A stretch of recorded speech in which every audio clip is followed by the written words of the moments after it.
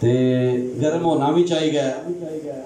राणा साहब ने जिहड़ियां गल्लां कीतियां ते बाकी बुजुर्गों ने पंजाब ते पंजाबी के हवाले नाल मैं उन्होंने अगे वधावांगा। असी इस मौजू ते सरनामे हेठ गल करांगे पंजाब मां बोली पंजाबी ते पीर वारिस शाह दे सियासी ते समाजी विचार। लेकिन उस तो पहला चंद गल्लां जिहड़ियां चोनवियां बड़ियां जरूरी ने वो की ने।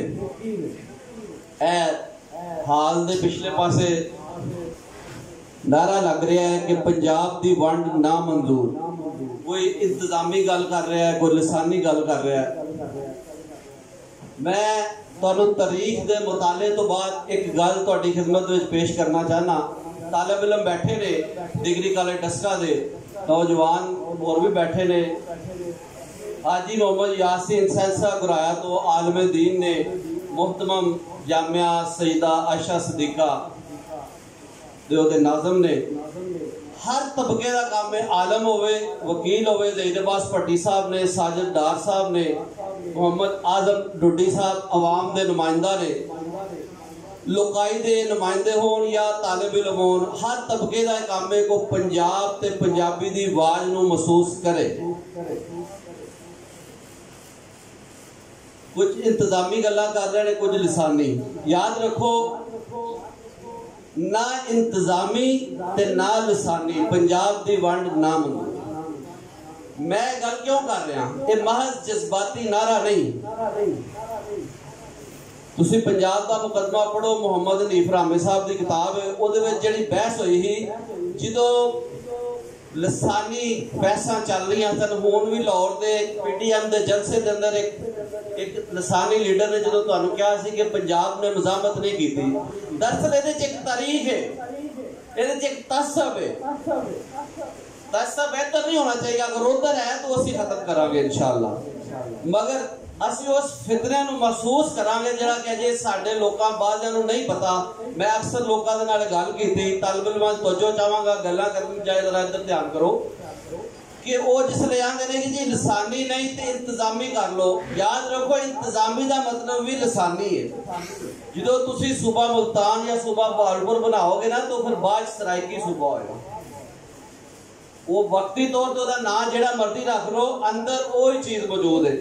यानी तुसी देखो कि सन 83 तो पहला जी मरदमशुमारी हुई है, चेक कर लो, रिजल्ट चेक कर लो मरदमशुमारी दे, उहदे विच कोई मुल्तानी सराइकी जुबान मौजूद ही नहीं सी, सिर्फ पंजाबी सी।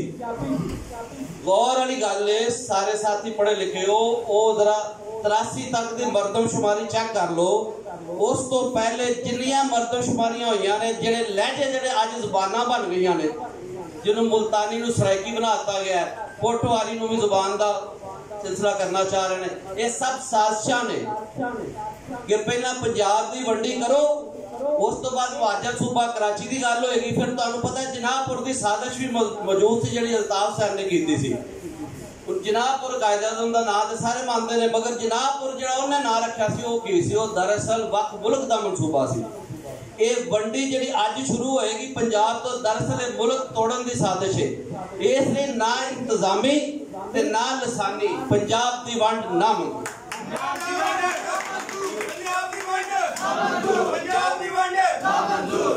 इसलिए क्योंकि ये चीज सियासी बेदारी की जरूरत है पंजाब के अंदर। असी अपने जिसने कट शुरू किए, कई दोस्तों ने मैंने कहा कि यार जो मुशायरे वगैरह होते हैं साजिद साहब, कई दोस्तों ने कहा यार मिठिया मिठिया गल्लां करया करो, वो जो पढ़ पुढ़ के टुर जाते हैं हीर। मैं कहा यार वो गल्लां ठीक ने, वो भी होनी चाहिए, मुशायरे भी सारी रात करो, मगर पंजाबी नूं या पंजाब के लोगों नूं सियासी तरबियत की जरूरत है। जो मौलवी सुलेमान साहब ने, राणा साहब बयान कर रहे हैं, कहा ना पेशावर थी जमना ताई चंबा थी ता डेरा, बोलन समझन लोग पंजाबी सुच्चा सुखन है मेरा। ਇਹਦਾ ਕੀ मतलब सी कि पेशावर पंजाबी ओरिजिन इलाका सी है वे अज भी है।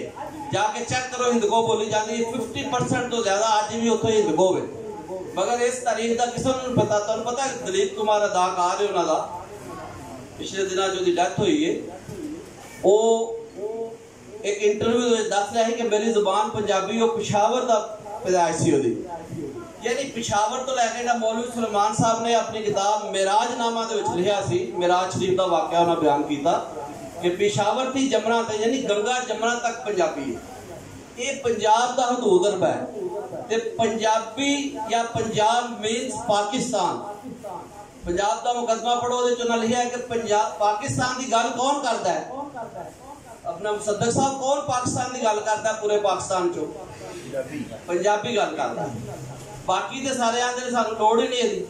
इसका मतलब की है कि वो पंजाब तोड़न की गल क्यों करते हैं? दरअसल वो पाकिस्तान तोड़न की गल कर रहे हैं ते लिहाजा उसनू रोकना किन्ने वे?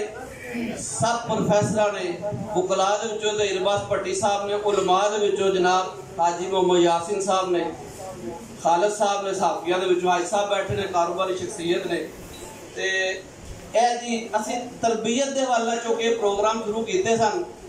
शुरू दे विच मसला जरूर आता है, राणा दरनाब साहब स्टूडेंट लीडर बैठे ने,